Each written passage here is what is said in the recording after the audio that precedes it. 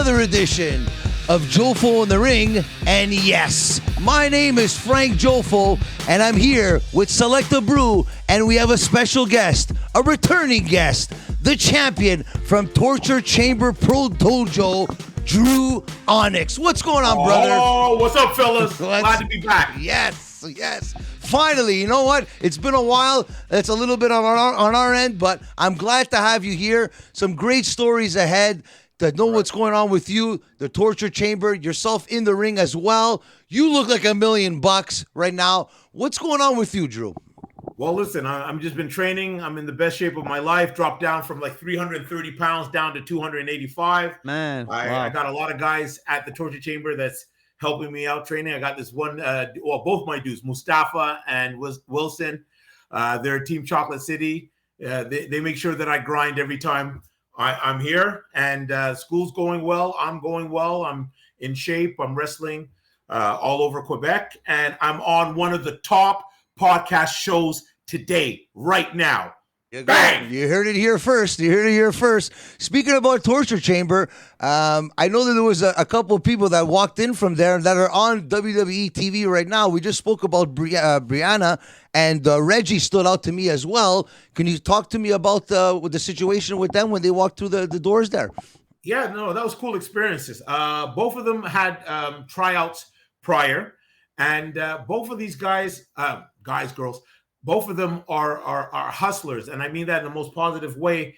Whatever issues that WWE may have had as far as their tryout, they went out and they outsourced and they trained. Like Reggie start hitting every wrestling school that he had, because at that time he was working for the Cirque du Soleil. Yes. So in between his breaks, he was checking out schools, and he came to my school a couple of times, and we just start working. And the thing is, I didn't try to transform him. He had a skill set that I haven't seen anybody be able to do athletically, with the agility, the tumbling, the gymnastics. And I just incorporated certain ideas that he could add to already a skill set, and he took to it like water. He's a grinder. He's a hard worker. And so I wasn't surprised when he got signed. And Brianna, same thing. She's from Canton, Ohio, but she went to the Dominican Republic solely to train. Okay. So she went there and she was working out, and we got into contact. I went down there. I worked with her, and she's a monster. I call her Godzilla with lipstick. Her work ethic is ridiculous, and we would train twice a day for about 4 hours, and it would be a combination of wrestling fundamentals and then just physical work. There was on top of the condo that I was staying, there was a massive hill, like crazy. And she would run that up and down. And every time she would run it, like, if you could do it 4 times, you were a G. So I told her, okay, just do 4. She would do 5. The next day she would come and do 7. By the time we were finished, she did 11 reps up and down that hill. So, I'm very happy to see both of them there. They're busting their asses, and they work hard, and they deserve everything that they have. We haven't seen her in the ring yet in WWE the second time around. But she is back from she was released, and now she got rehired with Hit Row. Hopefully we get to see her very soon in the ring, because I just her look to me, it just portrays superstar right away. That smile and the way she is on the mic and everything portrays superstar. And then you got Reggie, the guy just in the ring, to me, it's just like, you have to watch this guy. You have to keep your eyes on this guy, because he's like a little pinball going around, and unbelievable. To me, when he won the 24/7 title, there was a post on Instagram or Facebook that I saw that he was congratulating you or something like that, if I'm not mistaken. And I'm like, wow. I go, he was a student with Dru, and I go, that's amazing, fuck, dude. And it's amazing, because he's at a different level right now, and he is the most humble guy that you will meet. We kick it all the time. We're calling at least once every 2 weeks, depending, he has a busy schedule. Of course, yeah. But whenever we call, it's wherever we left off. And it's amazing that, he acknowledges that I had a small part to his development. And that was cool. And talking about Brianna, she just had a match with Natalia. Okay. I think it was in in Calgary, I think just 2 or 3 days ago. So she had a match with her. So I think they're starting to incorporate so you can see her in the women's division. And what people don't know is, like I said, she's a shark. She has a background in kickboxing, boxing, wow, ninjutsu. Okay, I didn't know that. Ninja. Okay, that's good to know. Wow. Exactly. Okay. She was trained to be a ninja. Do you understand? So now it's just going to be an opportunity. And I agree with what you're saying. Aesthetically, and the way she talks. She looks the part. She looks the part. Yeah. And what's funny is, wait till she gets more experience on the mic, because she's good on the mic. Yeah. But if you hear her outside the ring, like I've already, and this might be tall tales or whatever, or it's not exaggeration, she reminds me of a female Rock. So the more she gets more comfortable spitting on the mic, like talking, outrageous. Is she? Does she have any music background? Because I know that Hit Row.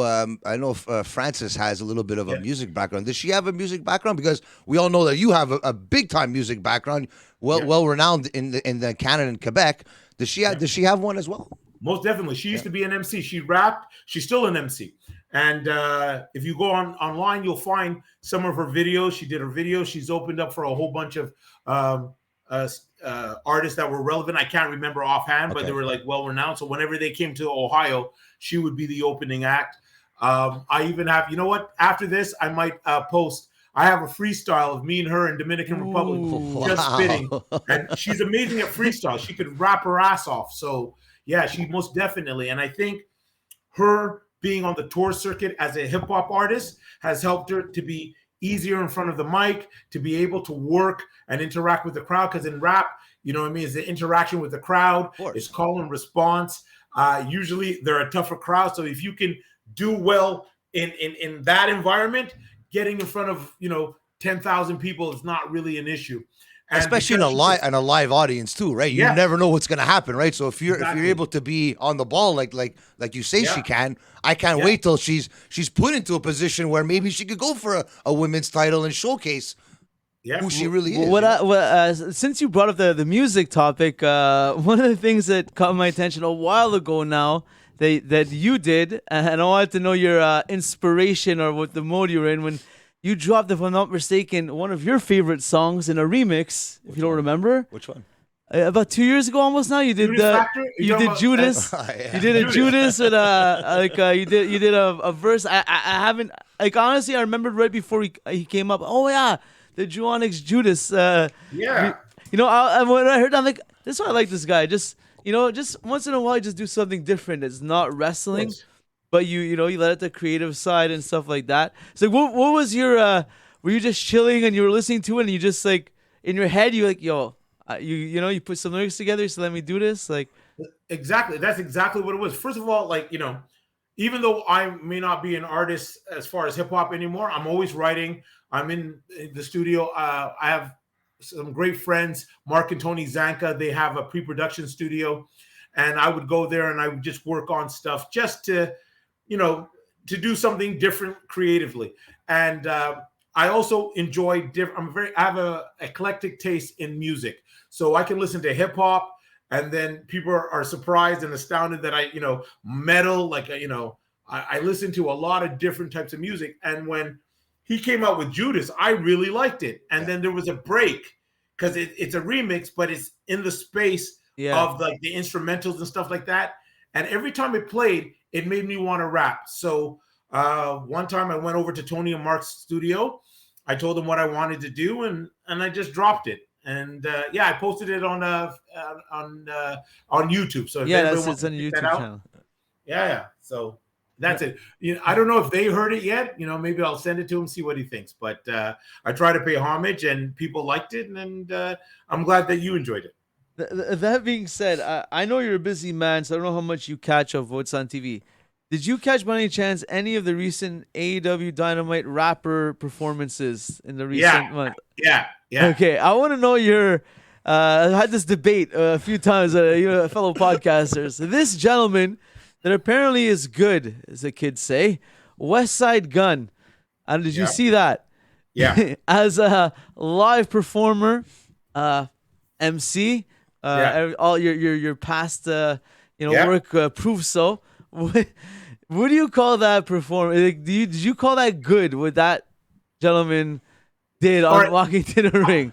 I'm gonna say a couple of things about that. First of all, because my background is freestyle, I could sit down and freestyle right now in slow mo, like a pro, talking to Jofo. It doesn't really matter. We scatter, we walk past. I'm sitting now, I'm talking to you on the podcast. As I keep on going, it's a roller coaster. If you look in the back, you see these little small posters. I can go on, and I can't stop it. Remember, it's a freestyle. My name is Dru Onyx. So I could freestyle, and I could appreciate people who could freestyle and stuff like that. In the confines that he's in, he has 30 seconds to kick rhymes simplified so the crowd can get into it. But that's my thing. It's like he already has a song written. He's performing. It's his song. How could you not hit those bars and punchlines in a clear fashion as an MC? That's the biggest part of freestyling. Is like I could adapt to the. It's not like it was a surprise beat and it's like rap a freestyle. He's like, I'm gonna take a verse from a song that I know and I'm gonna try and do it on his beat. It's like that's his beat, his song. Was that the one he did at All Out? Did you talk the one he did at All Out? Yeah. Who did he? Okay, All Out. It wasn't All Out. No, it was Daniel Garcia in his hometown. And like it really mooshed out the crowd for the guy's big entrance. Okay, and you're right. But I'm gonna ask you this. How many times has he dropped the ball concerning rap? Like, how many times has he done it?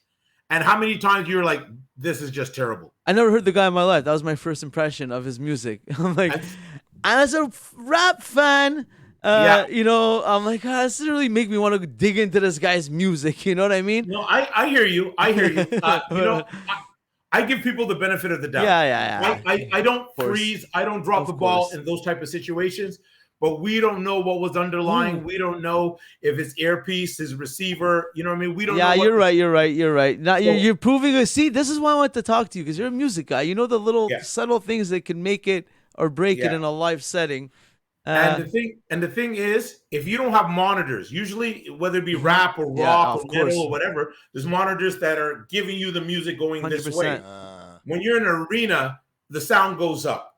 So it might be combobulating for him going down. That's why when I saw it, I gave him a pass, because we don't know what the situation is. And things are constantly moving or evolving. So maybe he was supposed to do it earlier. Maybe he didn't get a sound check. Maybe he couldn't hear himself. You know what I mean? Those things happen. It is a young production team, so it's very, very fair points. You know, they don't do it often. Yeah. All right. So this is the first time someone presents a very solid case here for Mr. West Side Gun. There was even Action Bronson too. And then Action Bronson, but you know what I mean? Action Bronson, like, I appreciate his style of rap. It's, it's like a little more what the old school rap fans would, kind of like. But I'm not his biggest fan. I also wasn't a big fan of his performance either that much, but it was a lot more clearer. Yeah. But he was like almost out of breath walking to the ring. Like, I think he was just hyped up that he's about to do this match, like a lot of adrenaline. So, you know what I mean? I'm not going to cover for him. But yeah, it was just a funny thing. He brought up the music, and like, let me ask Drew about speaking this. about music too, have you ever freestyled your song to the ring? Never. You know why?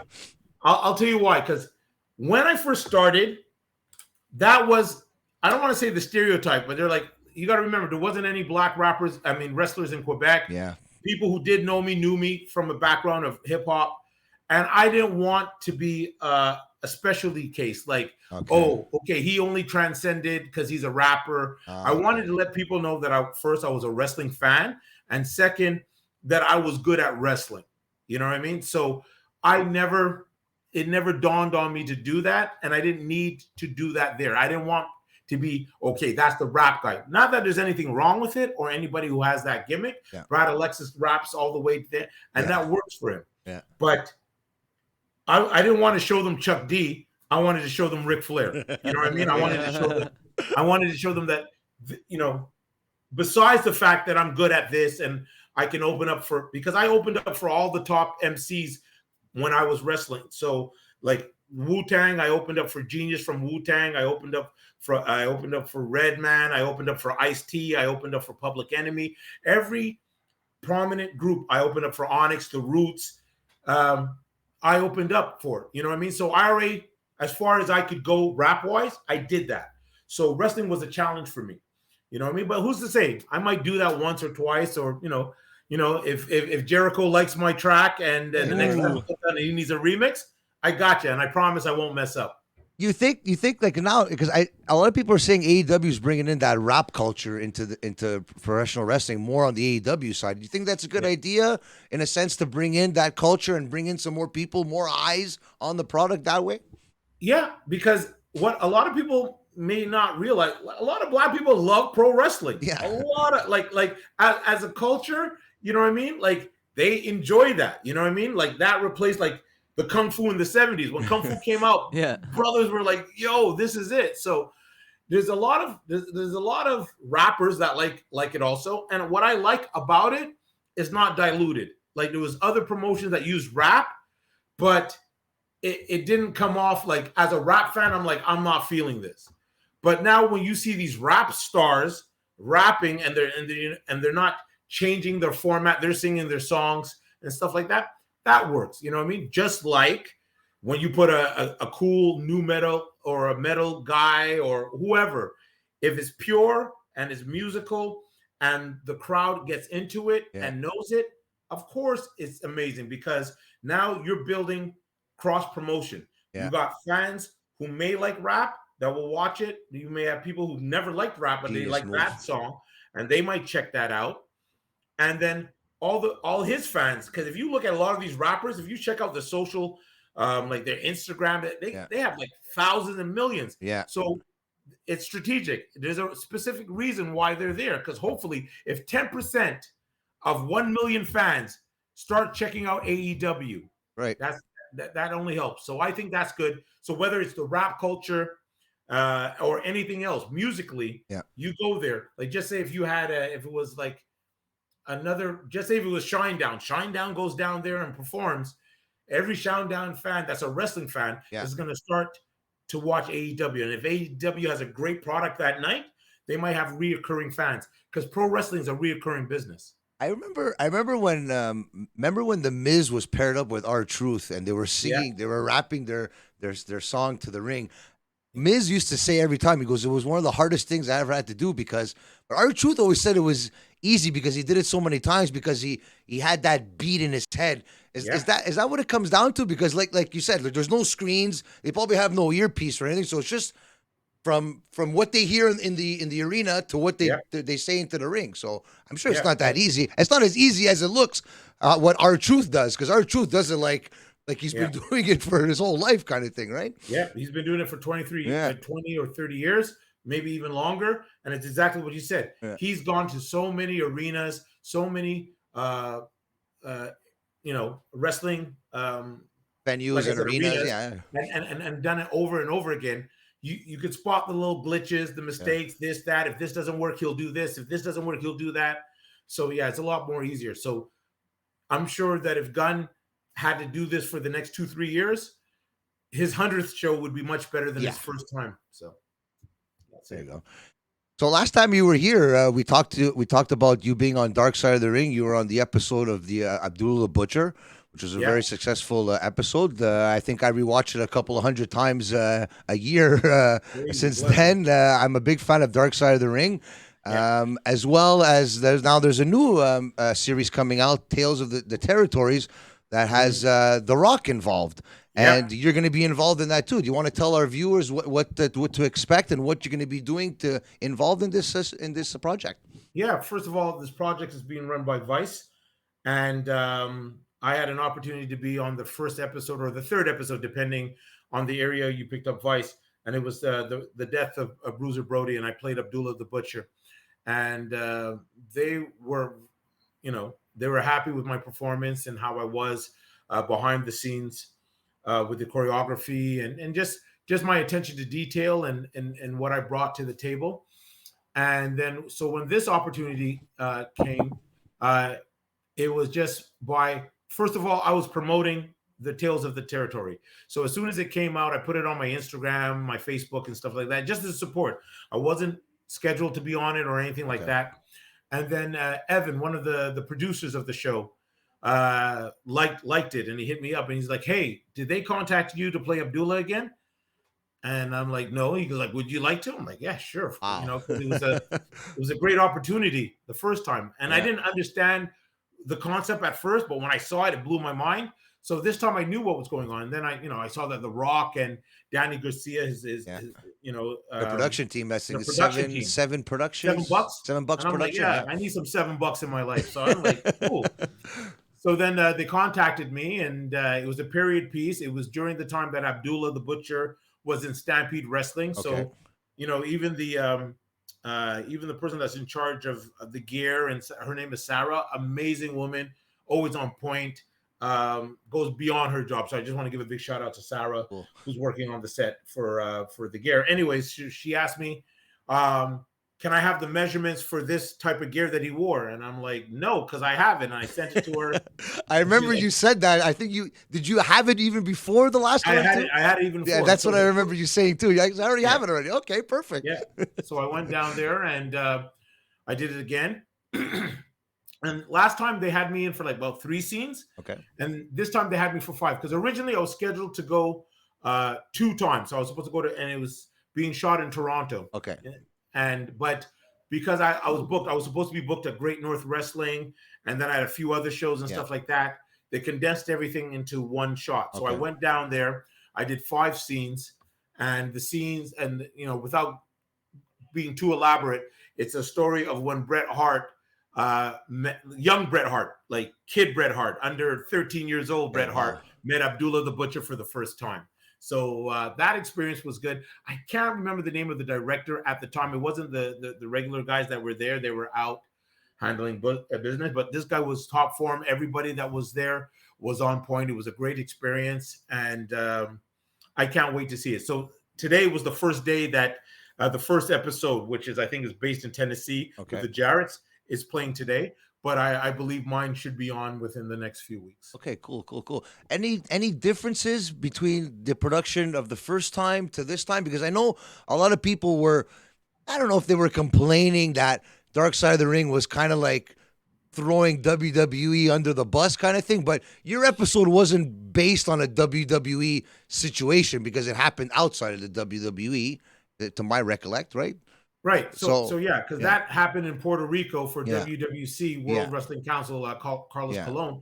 But here it's all about statistics. It's just, if the majority of the people who watch wrestling watch WWE, familiar with WWE content, it only makes sense that if there's any kind of subject matter that fits that program, you're going to perform that. Like, just say if the show was situated in Japan, then all the episodes would be all Japan, New Japan, whichever is the most popular one. So just say if it was all Japan during the 90s, they're going to show 10 stories of all Japan. So it's just really based on the situation. And you want people to be able to relate. Yeah. Everybody knows who Hulk Hogan is. Everybody knows who Randy Savage is. Everybody knows who Chris Benoit is, or Bret Hart is. So it only made sense. So people talked about like, oh, is negative connotations. The show was called Dark Side of the Ring. That's like complaining, oh my God, Freddy or Michael Myers or Jason every 2 minutes with the book. Like, that is the show. That is the connotation of what the show is. So, but to answer your question, the difference between that show and Tales from the Territory, it's not always dark. It's not about like either death or drugs or like the real seedy part. It's about the crazy stories, the stuff that happened on the road, or locker room situations, or when 2 wrestlers are in a supermarket and one of them act up, or stuff on an airplane. So it's just different stories that are not necessarily has a deep or dark connotation to the subject matter. Did you get to speak to Abdullah once again, or Bret Hart, any of the people that were there at the studio or anything? Or no, because they were shot at different locations. Okay. So they did their stuff before, which was cool, because the director, and I'm gonna have to find out what's his name. I feel bad that I don't know it often. He gave me what they wrote, what they said during that time. So I had clips of them at the table. So you were able to answer their questions, kind of thing, in a sense of the whole show. To add to what they were saying and stuff like that. So he has to reenact what they're saying, right? Based on their roundtable conversation. Oh, remember that time when so and so, whatever, and you have to. Okay, that's pretty cool. You're like painting the picture in your head, kind of, right? That's it. That's nice. It. So that's why I tried to, I try to give Abdullah the Butcher, you know what I mean, a perspective that everybody can understand. And those who don't know who he is, you know, you got to make him like larger than life, but in the same confines of who he is as a personality. So I've studied Abdullah the Butcher. But then, you know, I mean, I just added, like, you not over dramatize, but you exaggerate certain things to tell the story of what's needed. So that's pretty cool, man. And that lasted what? It was like a 3-4 day kind of thing. And no, I got it all done in a day. So wow. I got there at 7:00. By 8:00, I was already in my gear. And those who know me, especially when I'm on set, because I do a lot of wrestling consulting on TV shows and films in Quebec, and I do choreography. I don't eat. I don't rest. I got there at 8:00, and I didn't finish at 4:00. And all I asked is maybe 10 minutes to get something to eat. And I asked to give me a couple of like NutriBars, and I was just on. So I had to shoot 5 scenes. I had to shoot one scene where I was in a restaurant to tell a different story about Abdullah. Then the second scene, I fought Smith Hart, who I actually did know. God bless the dead. So I did one wrestling scene with him. I did the choreography for that. Then I did another choreography scene with Smith Hart. And then I did my scene with Brett, Small Brett, when Brett was at the show and Abdullah's trying to kill his father. So there was 5 scenes. So from 8:00 to like 4:00, I was on.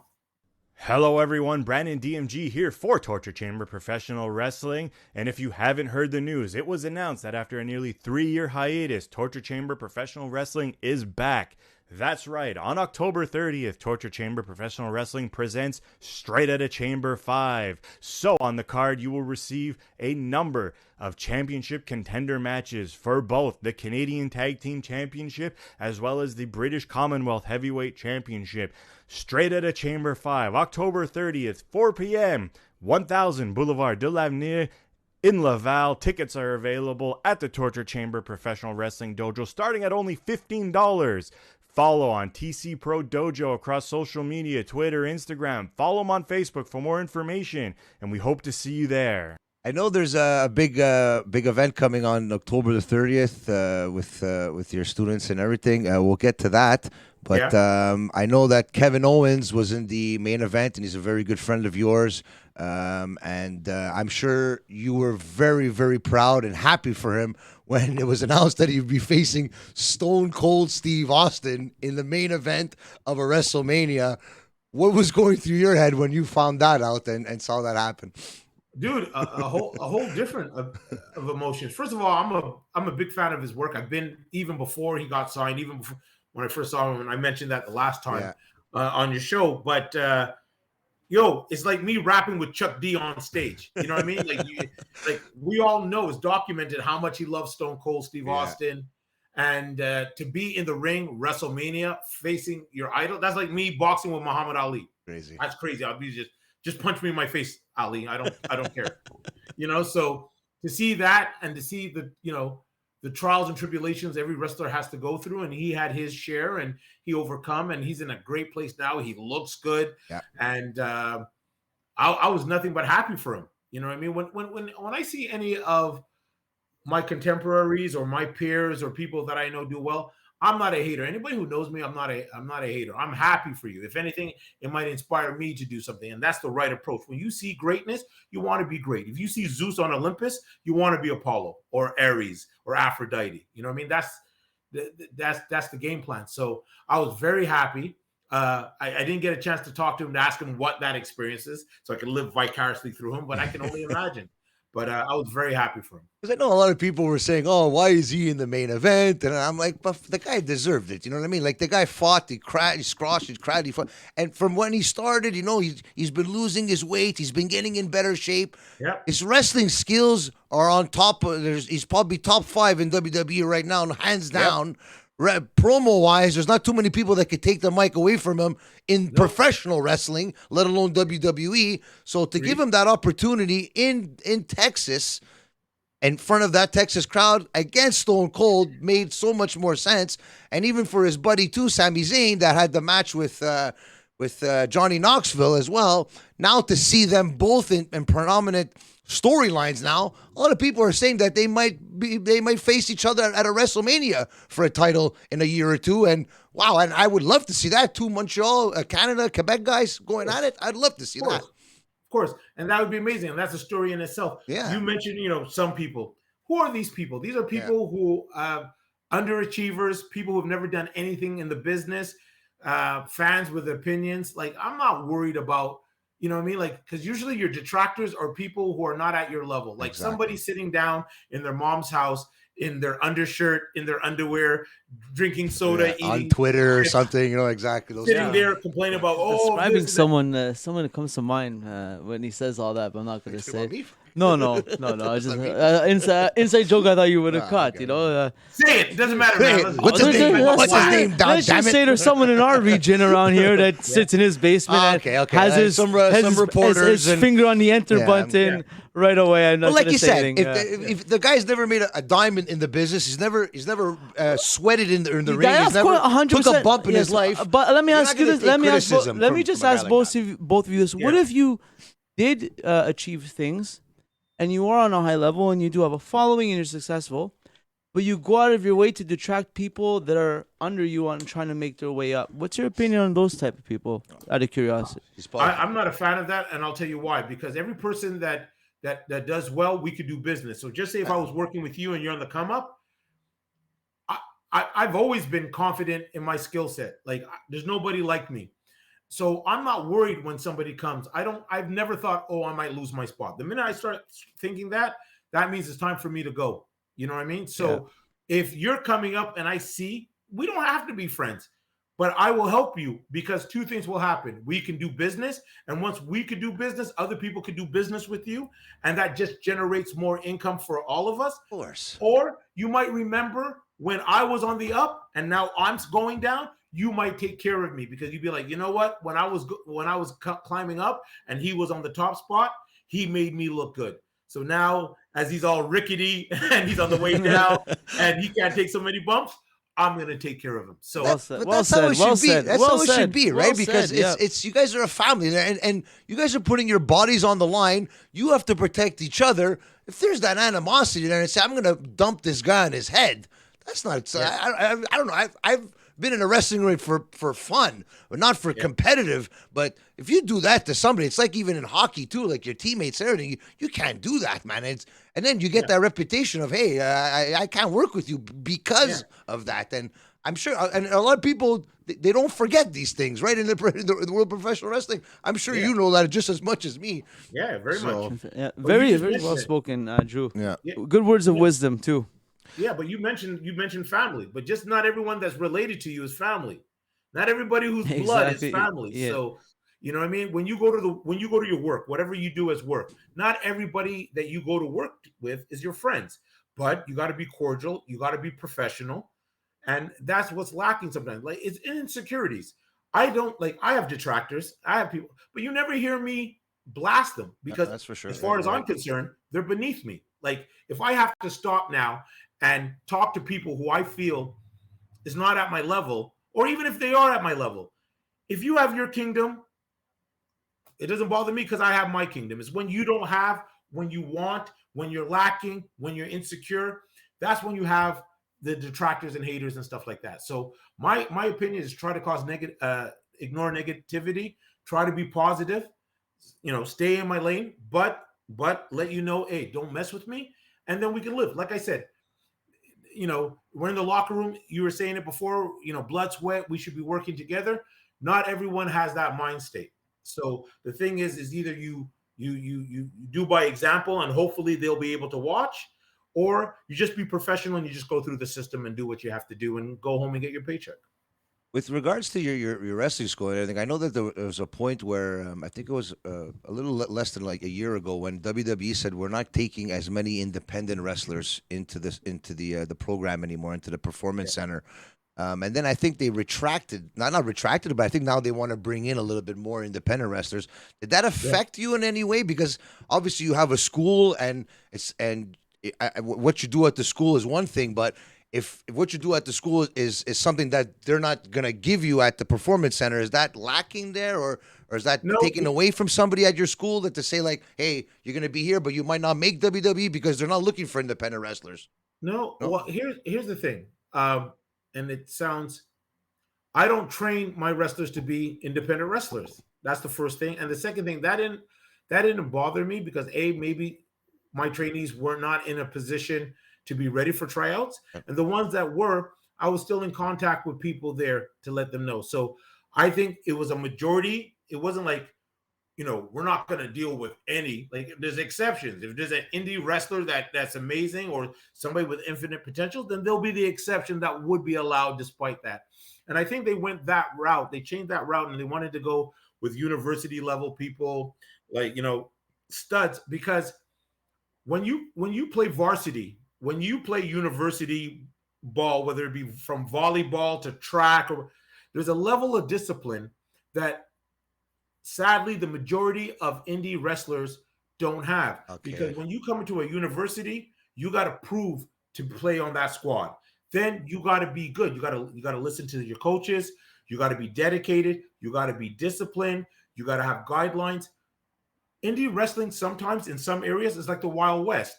So you got to remember also, if you think about it, from the time from NXT and just before, they allowed a lot of indie wrestlers opportunities for tryouts.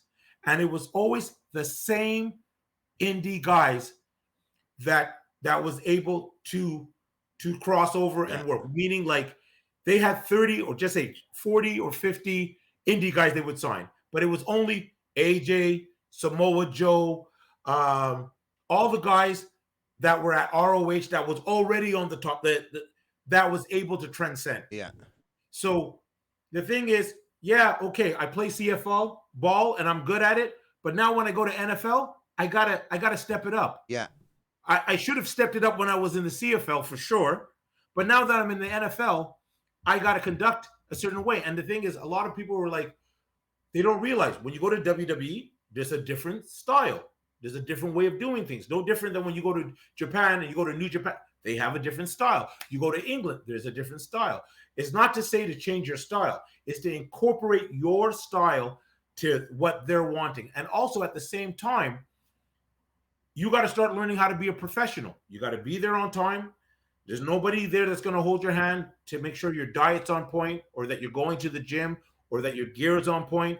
They have no time to tolerate, oh, I don't like him and this bothers me. And they don't have time for that. Your job is to make money for them.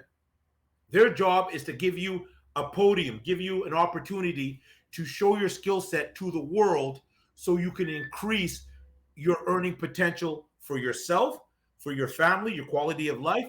And also they have no time to waste. So the thing is, you have to do your due diligence, know what the assignment is. So at first they're like, we gave all these indie guys an opportunity, and it was still only the very top that was there. So now we're going to go over here where we don't have to fight with people, because when I tell somebody to do 100 push-ups, they just do the 100 push-ups because they've been already conditioned.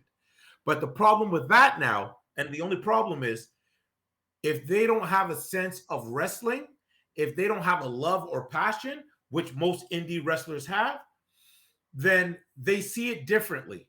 So for me, the best is somebody with athletic ability, with coachability, and still love wrestling. Do you understand? Yeah. That is the perfect, but that's a small percentage of what's out there. So what I heard was the last time they did one of the tryouts where they used all the varsity and university and all this, there was a lot of injuries, because even though, like I heard, there was a lot, because they may not understand the fundamentals. They may be able to practice and do the fundamentals, but the psychology, if you're not familiar with it, you're going to find it hard. Now, not everyone's like that. Like Kurt Angle, once again, was the exception. He was into pro wrestling. He had a great pedigree in wrestling, but he understood. So I'm happy that now they're going to, I'm sure they're going to do both. They're still going to get varsity people. Well, that's what I've heard. They're trying to get in both now, but like to a sense, like let's say like for example, an independent wrestler or someone that's training at a dojo like yours says, "Hey, I'm here. It's 10 years. I'm grinding," and then Logan Paul comes out of nowhere and takes my spot because you know what I mean. Like, First of all, you never had a spot. well, there you go. Because That's if you what I had tell your people, spot- right? Exactly. If you had your spot, Logan couldn't do anything. There And you here's the go. difference. Exactly. Here's the difference. And I'm going to tell you, because you said something that was very profound. If you're there 10 years, so if I'm at Concordia University and for 10 years I'm there, but I'm not passing my classes, I'm not doing my due diligence, I haven't gotten any of my degrees. It's okay if you're there 10 years and you're getting your bachelor, your doctorate, and all that. But I'm saying if you're just grinding and you're there for 10 years, then you gotta assess what you're doing wrong and see why other people are there in 6 years or 4 years or graduating where they need to. The second thing about Logan Paul is that he was so good in his genre and what he was doing, he was able to transcend. Yeah. No different than what The Rock did with Hollywood, no different for what Brock Lesnar did with UFC or even CM Punk. CM Punk is not the world's greatest fighter. We know that now, but he was able to have an opportunity because he was in a position in his field and he was at the very top. So when I hear people say, oh, well, why are these part-timers are coming in, like when The Rock would come back or whatever? Because you're not outselling like The Rock. The Rock comes and shows does one appearance, the numbers go up. Of course. And you see it, you know it. You can see it there. The money's there, the numbers are there, the analytics. Exactly. So I don't look at the next person. Work on yourself. If anything, you should be happy because you be like, okay, The Rock's there. All eyes are on him. Yeah. All eyes are now on the show. All eyes are going to be on me.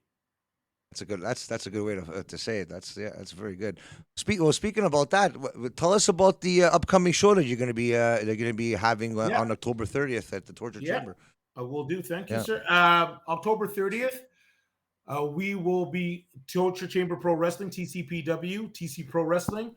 We'll have their first event after almost 2.5 years. Oh. It's going to be in my hometown, Laval. I'm a Chambly Laval native. And we got a few Chamedians, Lavalians that are going to be there. It's 8 matches.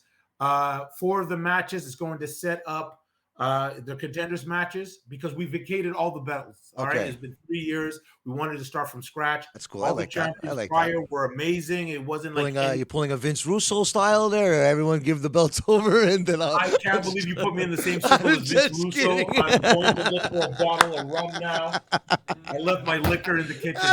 No, but I would never think I'd be in the same circle. Nothing against Vince, but I'm not gonna say Vince is bad. No, it was just think about it. It's 3 years. We wanted like a start, like an interest. Yeah. You know what I mean? Yeah. And something different. So what we did with the Cruiserweight Championship, there was an opportunity for it to be defended in Spain. Oh wow! So that was, all the belts were vacated, but that was the first one that was decided.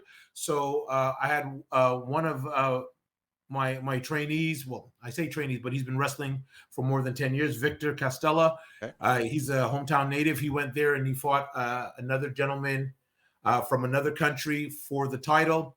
Won that, brought that back. Went to Victory Ring, defended it. So that belt is getting a lot of traction. That's good. So he'll be defending. It's going to be in the main event against Surfer Mitch. He's one of Quebec's top wrestlers, and it's going to be fireworks. I'm looking forward to that. And what's great about the Cruiserweight Commonwealth title, we don't see it as a secondary title. It's like no different than if Mayweather is in the main event for his title. It's not a secondary title. It's a major title in his weight division. So that's why it's going to be the main event. We also have 4 matches, 2 matches for the British Commonwealth Championship. That title's been around for 15 years. Finn Balor had that title, and a few. Adam Pearce has had that title. Another gentleman, Anderson, has had that title. A few people around the world. NWA, they considered it the other world Ken title. Anderson, right? Mr. Kennedy. Yeah, that's it. Exactly. So he's had that title. It's a very prestigious title. It's considered a world title because it's been defended in different continents.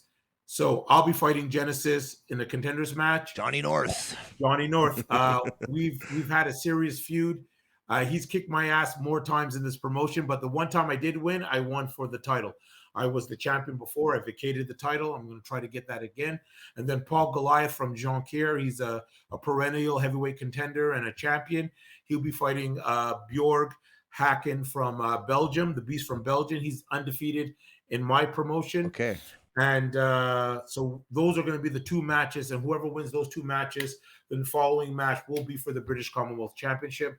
Also for the tag team, Same night, just to it's all the same night. Same Yeah, night. yeah. Okay, it's happening Yeah. same night. Cool. yeah. So one match in the first half, one match in the second half, and then the winners of those the next month will be fighting, or the month after, depending on when our next show is. We will then decide who's the British Commonwealth champion. Same thing with the NWA Canadian Tag Team titles. So both these titles are no longer recognized by the NWA, but it has a rich history, and we still use It's no different than the NWA Middleweight Championship that's being used in Mexico, even though it's not a part of the NWA, the lineage and the history of it, and that's it. We were a little bit during the Lut Academy where Jeremy was in. There was Bjorg was in the competition as well, and I got to meet somebody that's I think part of the show too as well. Shane Pinto. Yeah, Shane Pinto. Shane Pinto. He's a character and a half. That guy. Mouth on him. Yeah. So he's going to be, for the show. He bought the contracts for Genesis and Bjork. They also work as a tag team called Damage Incorporated. They're undefeated in our promotion. So he has these guys, and he has guaranteed that they're both going to be walking away with it. He's like, he doesn't care if they both fight each other. He's going to have the championship. So yeah, he's there, and he's a fellow Lavallian, so he's going to be there. Also, we have a great ladies match. We have Rio's son from, she's originally from Vancouver, but she lived in San Francisco. She's here, and she's fighting McEnrose from the Saguenay area. They fought before. It was a good match, so we have that. We also have Kevin Bryan and Frankie Varillo. This tandem is outrageous, and they'll be fighting the hardcore tag team Feared the Beard. So that's going to be good. That's going to be fireworks. We also have another match, Chocolate City, Mustafa Jordan, Wilson, Colas versus, they're called L'Equipe, the team, and it's Emilio and the artist. And both those teams have been fighting all over Jonquière, Saguenay, Chibougamau. They hate each other. They can't stand each other. So that's why I booked that. So right there, there's a story within those two guys. Like it. And then there's a few others. Mike Richards will be wrestling. Any students from the Yane Harrison. Yeah. He's been wrestling now for like about 7 months. He's in every promotion. He's 6'6", 200, about 195 pounds, 200 pounds, 20 years old. And, 20 years old, 6'6". Yeah, 20 years old. And he has that wrestling feeling. Like he reminds me of, and I'm not comparing his first time, but the smoothness of a Barry Windham. You know what I mean? So, and if you ever watch how Barry Windham wrestles, or Randy Orton, I'm not saying that he's at that pedigree yet or that experience or even wrestles like them, but how he takes to it, how he takes to wrestling. And there's a certain smoothness and a confidence about him. So I think that if he stays healthy, continuing to listen to vets and be knowledgeable and be a student of the game, he's going to be a player. So him, William Colas, also a lot of people don't know he came from my school. He's teaming with Mustafa. Mustafa was the former champion before, but now they're a tag team. And everybody who's watched them says it's a good chemistry. Some people have compared them to Harlem Heat. Okay, wow. So yeah. So very good comparison. All the famers right there, man. Yeah, that's it. So just once you're compared or you're in that circle, that's good. So there's 8 matches. And what's great about these shows and that we're starting to do shows is that it gives an incentive to my trainees who've already had an incentive just to wrestle. They'll be like, okay, hopefully I'll be able to do a show for you. Like we have one show, one match, Johnny Taco versus Paulo Triassi. And what's crazy is I remember looking at Johnny Taco in the crowd with his parents, watching, wide-eyed. Then he came to the school, worked hard, and now he's wrestling. And he's not just wrestling here. Like one thing that I do is I don't want you just specifically to wrestle for my promotion. You need to get seasoning. You need to get experience. You don't want to be in a situation where you're wrestling all the people and there's a comfort level and you're just used to it. And then when you wrestle somebody, there's a divergence. There's something. So, all these guys that I mentioned are already wrestling in different places, but now they're coming home October 30th in Laval, next to the Place Belle near Montmorency. Okay. Tickets are $15. Already the pre-sale is doing really, really good. Good to hear. And yeah, it's gonna be fun. And also, there's a documentary being done on me right now about me. I was going to ask you that too. Yeah, I remember you were talking about that. If you want to Yeah. explain to everybody what's going on with that. Yeah. So for the last 3 years, I've been harassed by cameras. Doors kicked in. That's a good thing, though, right? It's not a bad I thing. know. No privacy.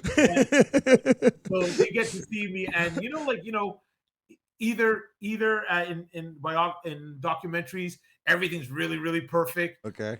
Or it's the opposite. Everything I'm not strung out on crack or anything. There's no midget prostitutes or anything like that. But you get to see my temperament and the different days. And some days are good, and some days I can't tolerate my students, and other days I love them so much. And so it's really good. And it gives them an opportunity to see the students, and you see the growth and stuff. So they're going to be there at the show, because some of these guys were just starting out when the cameras were on them. Amazing. And now to see the transition. So yeah. And at least, you know what, I guess for the person that maybe doesn't know who you are, or wants to become a wrestler, they see this documentary and say, wow, you know what, I like how this guy coaches, I like how this guy teaches the students. Maybe I want to become a wrestler one day. And but that's what it's all about in the end, because we had Bill DeMott on a couple of weeks ago, and a lot of people were talking smack about the guy because of what he did and the way he taught people. But I don't know, I was always I'm Italian, so I was always tell my father, I go, if I scored 3 goals, 4 assists in a game, don't tell me how good the game was. Tell me what I did bad. That's what I want to know. Because if you just tell me, hey, Frank, you had a great game, 3 goals, I had nothing else, I'm never going to learn. So for someone like Bill that was telling these people how to do it, but he was a little bit of a hard ass, I get it, but a lot of people couldn't take it. But then after that, what happens after then? They don't want to be wrestlers anymore. But I don't know. But I think you have to be a little bit of a hard ass. Don't cross the line. But you know what? First of all, I agree with you. I like the tough training. For me, like, I grew up and West Indian household. You know what I mean? You got to work twice as hard. And I love the Marine thought process, you know what I mean? But I played football all my life. It's very militant. So I can gravitate to that. Not everyone's like that. You got to find other teaching, but for the most part, that's it. And once again, people who talk, I'm sure no one said anything when they were in the same room with them. I guarantee all the people that were talking, if they were in the same locker room, they would have just shook his hand and probably take a picture. So, it's easy for somebody to be a detractor if they weren't a part of it. And also, not every student is going to be perfect for the coach, and vice versa. Some people need different temperaments and different stuff. You're right, crossing the line is not, but sometimes you need to maybe step on the line to let some people know. I've had 2 students come in and they told me, sir, I don't know what I'm going to do. I'm going to quit. And I told them, no, you're not allowed. And they looked at me, they're like, what? I'm like, no, you're not allowed to quit. That's it. If I have to go to your house and drag you out, we're going. And it was not about monetary or anything like that. Of course. He paid for it's just because I believed him. And now, I'm not going to say his name, but he's wrestling everywhere. And every time I stick it to him, hey, you still want to quit? And he's like, sir. So sometimes you have to. But, as a coach, I learned you got to be able to read people and see what works with it. Some people, the hard ass stuff works. Other times, use guilt as a weapon. Man, you really can't do this? I thought you could do this. And then they'd be like, oh, you know what I mean? Other time is patience, But at the same time, you're going to have students that are going to want to escape the grind. They're not going to want to put the effort, but they're going to want to reap their awards. Exactly. And those guys, there's no pleasing them, Some people want instant gratification. And sadly, with wrestling, it's a process. So, as far as DeMott, like, I never met him. I didn't know him. I heard stuff, but until I meet him, I'm very quick to, some people are not just going to like, some people may not like the way I teach, and that's fair. That's to them. There's other opportunities. If I go to McGill University and I don't like the curriculum or the teachers, I have a right to go to Ottawa University and see what happens there. Well, you know what? I know you're around social media, and you see the people, your ex students that are champions in federations now and doing very well on TV and stuff like that. So you know what? That's I think that's a pat on the back to yourself, even though maybe they don't want to acknowledge it to people or acknowledge you. At least you know you had a little thing to do with their achievements in professional wrestling, and kudos to you Yep. for that, man. Because Yep. in the end, sometimes you don't need the pat on the back from the person, but at least you know you were there for that person to help them get to Oh, that most point too, definitely. right? Most So definitely. There's a lot, but I'm not worried about pats or anything like that. yeah, You don't have to acknowledge me. My DNA is on the imprint of Quebec wrestling. When you see the amount of people that I've trained and you see that they're trained and they're doing well, the whole idea it was not to be a 15-year love affair. Like it's great to have relationships after you train but that's not always the case. Sometimes you're with a friend and then tomorrow you don't realize you're never going to see him again or her again. It's just like think about when you used to play street hockey. yeah, At one point, one day, you guys did not realize that was the last time the crew was ever going to get together again you're to play absolutely right. street hockey. There's so many people I Somebody haven't went seen to in here. years since I've played street hockey on the Do streets you with them. understand? Yeah, But the you're night right. before, like the night, you didn't think when you scored the 3 goals and you're dragging your net back to the house, you Yeah. didn't think we will never do this again. So That's crazy. Yeah. that applies in wrestling also. But when you see someone take a bump or their psychology or their movement or how their gear looks or whatever, people are going to want to know. Like you watch Muhammad Ali, he's great. The first thing you want to know, if you want to delve into his history or the more you read, you're going to find out that Angelo Dundee was a part of his process. You know what I mean? So I'm not worried about, hey, you did well. I know I did well. Yeah. I don't need outside, like everyone loves confirmation. Don't get me wrong. I'm not like, oh, I don't need the emotional, justification. But my records, my accolades will speak long after I'm gone. So I'm not worried about that. And you know what happens also usually? Just say we're talking about the negative aspects. Usually sometimes things don't work out or people go and, because I've had people who just left just because it was time and whatever. Yeah. And, sometimes you bump heads with people, but then you see them years later and they come and they're like, yo, dude, I couldn't understand what you were saying at the time, but now I incorporate everything that you do on a subconscious level and I don't even realize it. Because I don't teach pro wrestling. I teach life lessons. That's the difference too. Hey, a lot of that's you're absolutely right. Good, continue. Sorry.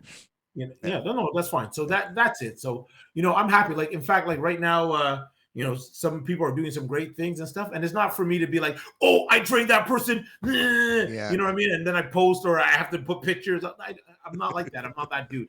And like I said, it's not about the quantity; it's the quality. Like you mentioned, Sydney mentioned, hey, Drew, my dude. Yeah. And I'm like, yo, that's good for 1,000 who may not. Or Brianna, when Brianna got signed, she's naming me right after people that she trained with the UFC. Yeah. You know what I mean? I'd like to thank this person. I'd like to thank Dru Onyx. So, these things are materialized and they're in granite. Like Finn Balor has mentioned stuff. Kevin Owens has said stuff on major podcasts. Like he only had to say it once and still people remember, oh, I heard about you because of this, or I heard because I was on Jofo's podcast. So that's all right. I'm good. Has there been any more surprises of Kevin Owens at the torture chamber after after that time? Because I remember last time you were saying I can't say anything until he comes, because your students are going to want to be there. Remember you were telling me the story? All my students will show up that day on time with their gear and all. Jeez, I missed them. Fuck. Yeah. But did I tell you? Maybe I told you the story. So one time, I'll say very quickly. So one of my students, who's a big fan of Kevin Owens, wasn't always there at practices, right? Yeah. So the first time he came, he wasn't there. And then the second time, a friend of his asked to go to the bathroom, called and said, hi, Kevin Owens is here, blah, blah, blah. And he just all of a sudden I get a text, sir, is it too late to still come to the practice? And I'm like, that's outrageous. So, but no, he lives in Florida right now. And the thing is, I try to avoid. You got to think, everybody's going to ask him for something somehow, even if they don't mean it in a bad way or whatever. You're a celebrity, you're known, you're on TV, you're constantly being, and I don't want to say hounded or bothered, but you're constantly interacting with people and stuff like that. Like if he wasn't in the WWE, would I be contacting him to come to my school? Do you understand what I'm saying? Yeah, exactly. So that's why I'd rather it be organic. Yeah. He wanted to come to the school. That's cool. He wanted to come and do this. You know what I mean? So I don't want to change the parameters of how I interact with you. Yeah. If I call you and we talk, just say twice a week, and it's only twice a week. Now, when you're signed, why do I have to call you 4 times? Yeah. Why should that change? Because now I'm changing the dynamics in a negative way. Well said. Let's keep the same energy. So same thing with Brianna. Before she got signed, we would hit each other, and she's hustling and I'm hustling. So, when she does have time, she always hits me. Bro, I'm sorry. I've been mad busy. Mad love. Right back at you. You know what I mean? And we're at the point now as adults, it can't be, you didn't call me, you didn't text me, you didn't, like, come on. Like, everybody has lives, everybody has families, everybody has priorities and, and things like that. So, I know when those things happen, but it's cool because, just to tell you, another person was down in the States or whatever the case is, and they're related to me. Okay. And Kevin was coming out of a hotel, and they decided to blurt, "Hey, I'm Dru Onyx's cousin," you know what I mean, or something like that. And he stopped. And he said, "Yo, say hi to Dru for me. He's a good guy." You know what I mean? Cool, so that's cool, man. We're good. So I don't know if it was the show that you were on, but I remember there was you had a picture or a video. You were in front of the PC, WWE PC, the Performance Center. I don't know if that was before or after you were on the first time. Is there have been any opportunities of you going back to the PC as a maybe for a coach for a week or a month or a guest coach or to help out in some kind of capacity?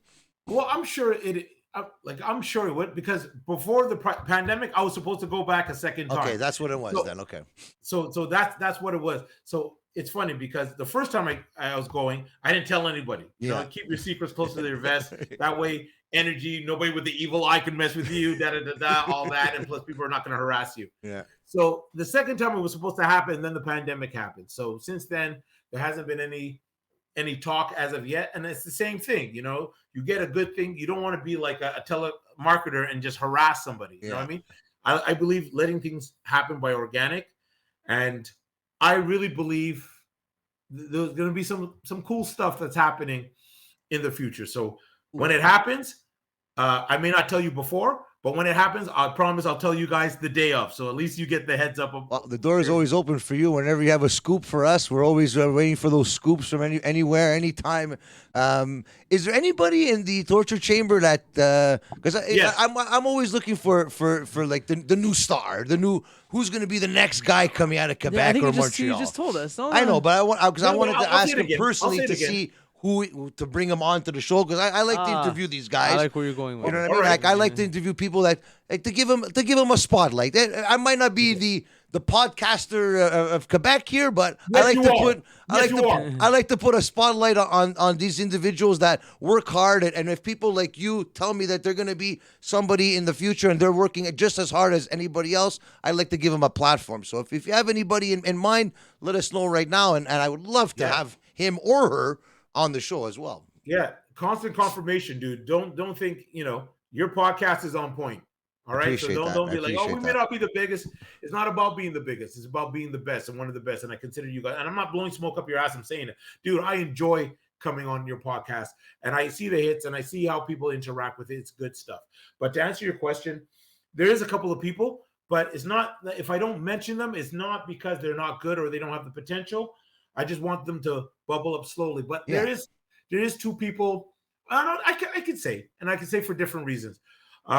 I had the opportunity to have Bjork Haken come from Belgium specifically to train here. Okay. And here's the thing. Because I'm a coach and I see them day to day, constantly, I see their evolution. I see the growth a lot quicker than other promoters who may not know his potential. And it's not to say that they don't use his potential, but he is really good. He could do a lot of high flying. He can wrestle. He can get on the ground. He can do power. He has personality. He could play the monster heel, and he could play the jackass heel. Do you understand? I like that. And these are things. I remember I was wrestling, and then he threw a drop kick in practice, and I'm like, "What?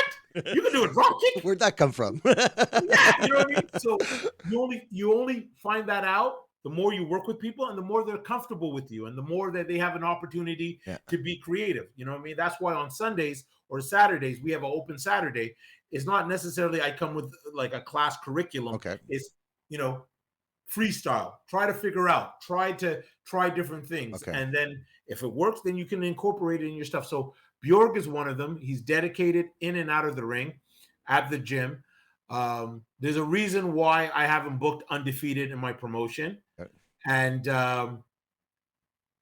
I feel that he's going to do well. And you got to remember also right now it's not NXT UK anymore. NXT Europe now, yeah. It's Europe. So they're putting things together and stuff like that. And he's from Belgium. So I would be very surprised, just be on the lookout for him. Another gentleman, also Victor Castella, from Spain. Once again, he left Spain 4 or 5 years ago to come here specifically to train. And he's just been working hard, and he's a hard worker, and it's cool because at first, I knew his skill set and he had the potential because I went to Spain to do a seminar, and I'm doing another seminar in Dominican Republic next month. I'll wow. Wow. Yeah, but so I did a seminar with him, and another student really stood out. And he was going to go to England, and I convinced him to come to Spain, from Spain to Canada, and he's been with me for 5 years. Yeah. And then I got to know him as a person, and the one thing about him is that he was always good at his high flying and his psychology sound. And now things started to develop more. The more you practice, the more you get creative. And so his mat wrestling is on point. His speaking, his promos, he took a promo course with me, is on point. And he wants to prove that he's the best. And at the same time, he wants to have good matches. And you can only have good matches by working with the gentlemen that you're working with. And the thing that we're doing with the Commonwealth title is that we want to defend it everywhere. We want that to be our workhorse title. So we've already contacted different promotions, and like next in November, he's defending that title 5 times in 4 different promotions. Wow. Okay. So he's another person that, NXT Europe, that's the direction. I've been into talks, because even though it's a pandemic and stuff like that, and even though right now people are like, well, you haven't sent anybody. Why? These are the 2 guys that I feel Europe would be the best, not to say that if they get a tryout at the Performance Center, they're going to be like, no, So those 2. There's another gentleman that I've been working with, Wilson Colas, Mustafa's partner. He just got it. He just picked it up. He used to play football, explosive with his energy and his movements, and he has a background in kickboxing, so he's very physical, and he's just learning it and he's having fun. And I believe with him and Mustafa, them working together, because the one thing you're going to notice is their chemistry, and they just look like a tag team. You know what I mean? So I'm very curious to see. And it's not to say that they can't wrestle separately, but you know what I mean? But as a tag team, I think it's going to work, and I think he's going to do well. And it's good. It's almost like a training day. You have Mustafa as Denzel, you know what I mean? And he's the veteran cop, but he's a good guy. He's a good Denzel. Okay. So, well, I'm gonna reach out to them because I'd like to get them on even before the event, maybe just to get some awareness on the event and see what they have to say about the upcoming matches too. Before we leave, I wanted to ask. I don't think we asked you before the first time. How's the experience? What's it like to try out? It was when I know you were there with Jeremy when you went for it was FCW, if I'm not mistaken, right? Yeah, one of them.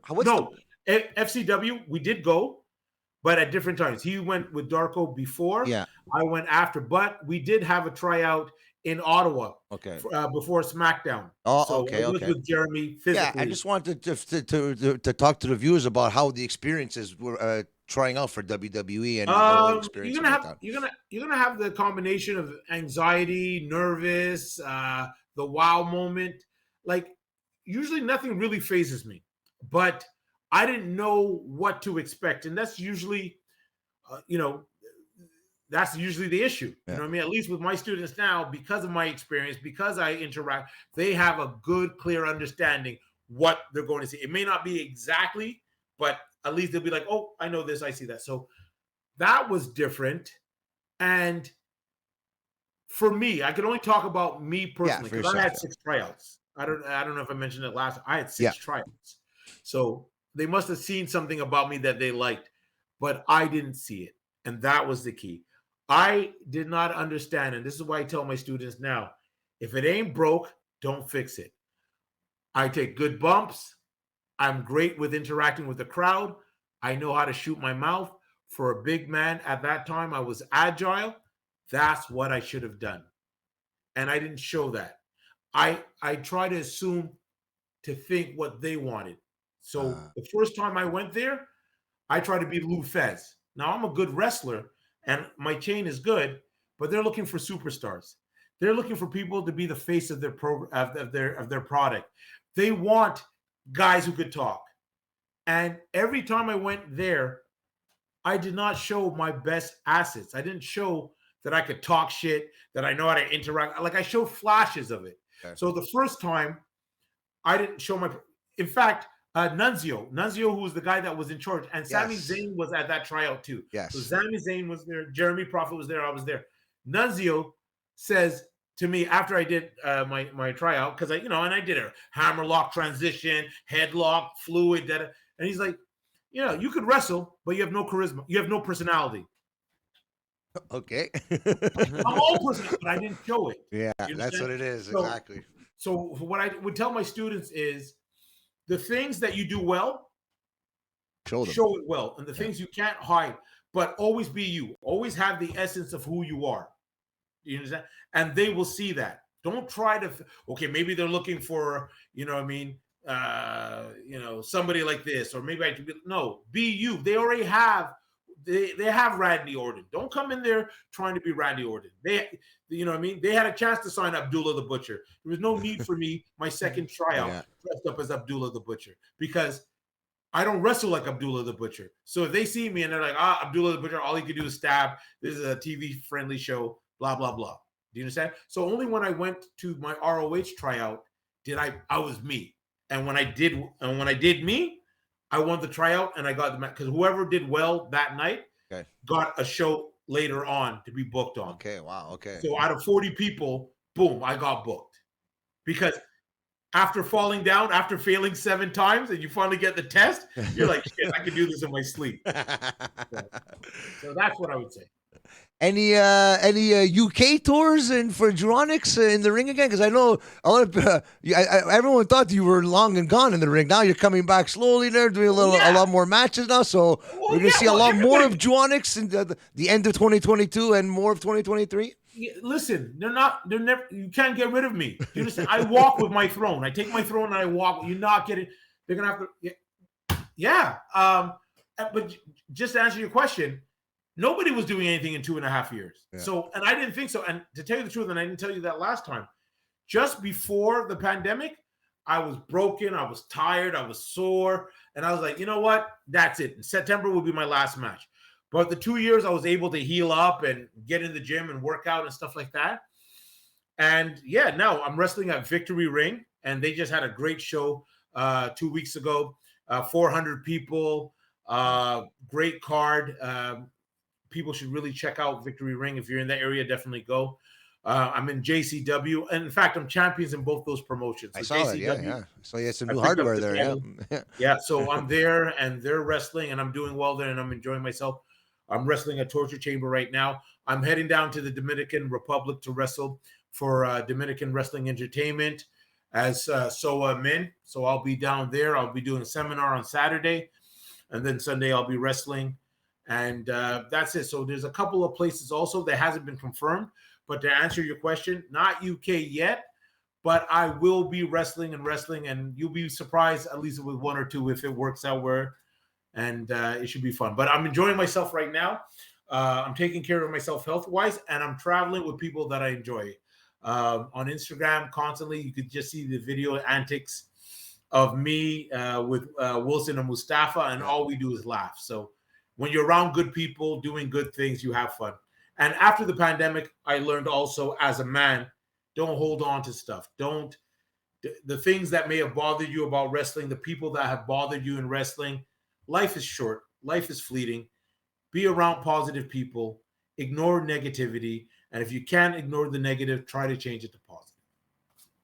Very wise words. Well, for that right there, I think we're going to have to end it right there with those beautiful words there. Dru, tell everybody where they can find you on social media so they can follow your journey. And if they want to get some tickets, The links will be in our description at the bottom of the page. You guys Amazing. can check it out. Support Dru Onyx. Drew, let them know where they can find you. I will. But first and foremost, I just want to say thank you once again. You provide a forum for me, Hey, no and not problem. just for me, for everybody in every other place. And I don't take that for granted. So I thank you very much. Guys, I wish you all the best. And to finish, you can TC Pro Dojo on Facebook or Dru Onyx at TC Pro Dojo on Instagram. There's also Torture Chamber Pro Wrestling on Instagram. You know what? We'll put the links also at the end so they could see that. We'll have them all We on have the the shows screen, for in the 30th. description, clickable and everything, easy, All that. accessible to get there, to come Yeah. see you and your students there on Yeah. October 30th at the big event. We will be there. Yes. What I'm going to be doing is I'm going to be contacting some of the wrestlers that are going to be in that event to see what they're all about before this big event here that you're going to have. Let's see what they're going to say about this event, and we'll see you then on October 30th. Drew, it's always an honor to have you here. You're royalty in Quebec and Canada wrestling, and it's always a pleasure to have you here. Thank you for your time. And if there's anything else you want to say to the masses out there, the floor is yours, buddy. Guys, I hope you love life and I hope you live long. That's it. That's all, guys. Blessings to you, man. Have a good night, and thank you for this opportunity once again. Everybody out there, I hope you enjoyed this episode of Jofo in the Ring with our guest, Dru Onyx.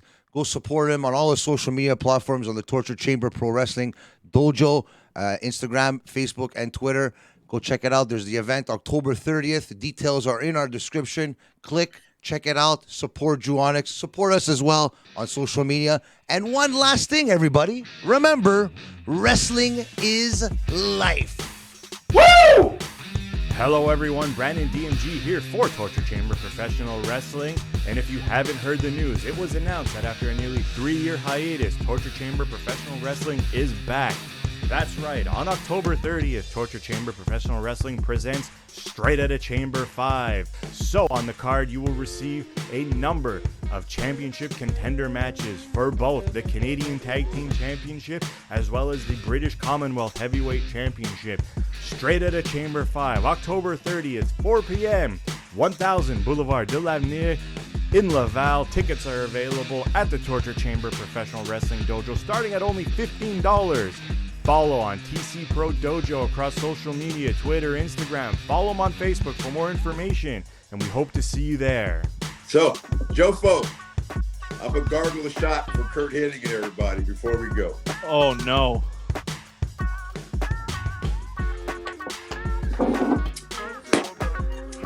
Jofo, thank you guys.